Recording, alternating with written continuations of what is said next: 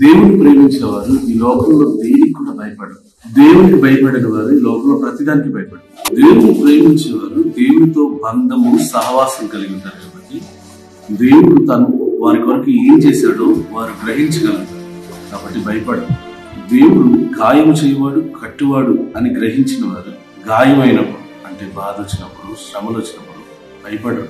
ఎందుకంటే చేసిన వాడు ఆయనే కాబట్టి కట్టడం కూడా ఆయనకి చాలా సులువైన పని. దేవుడు మన పక్షాన ఉన్నప్పుడు మనకు శత్రువు అన్నవాడు ఎవరు ఉండరు, ఛాన్సే లేదు. ఎందుకంటే ఆయనే గాయం చేయవాడు, ఆయనే కట్టువాడు, ఆయనే హీరో, ఆయనే విలన్, అన్ని ఆయనే, సమస్తం ఆయన. అపవాదిని జయించగలిగిన శక్తి కూడా ఆయనలో ఉంది. రోమిలికి రాసిన పత్రిక 8వ అధ్యాయం 31వ వచనం. ఇట్లుండగా ఏమందుము, దేవుడు మన పక్షమున ఉండగా మనకు విరోధి ఎవడు? దేవుడు మన పక్షాన ఉండగా మనకు విరోధి ఎవడు? అసలు వెతుక్కోవాలి దేవుడు మన పక్షాన ఉన్నప్పుడు. ఎందుకంటే కష్టం వచ్చింది అనుకోండి, ఈ కష్టం దేవుడే నాకు ఇచ్చాడు, ఆ కష్టాన్ని తీసేసేది కూడా ఆయనే. ఏదైనా ఇబ్బంది వచ్చింది, ఆ ఇబ్బంది తీసేది కూడా ఆయనే. కాబట్టి నేను భయపడాల్సిన అవసరం లేదు. నా కష్టాలు చాలా ఎక్కువగా పెరిగిపోతున్నాయి అంటే దీని నుంచి నేను ఏదో లెసన్ నేర్చుకోవాలి తప్ప, ఏదో ఒక గుణపాఠం నేర్చుకోవాలి తప్ప, కష్టాలు శ్రమలు అనేవి నన్ను బంధించి ఉండడం అసాధ్యం.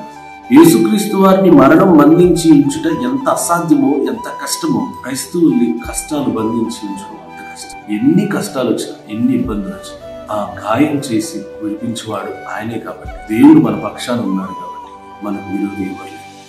కాబట్టి యుద్ధం చేయడం ఆపేసి నా యుద్ధం యెహోవాదే అని నమ్మి ఆయన వెంబడిద్దాం, ఆశీర్వదించబడతాం. God bless you.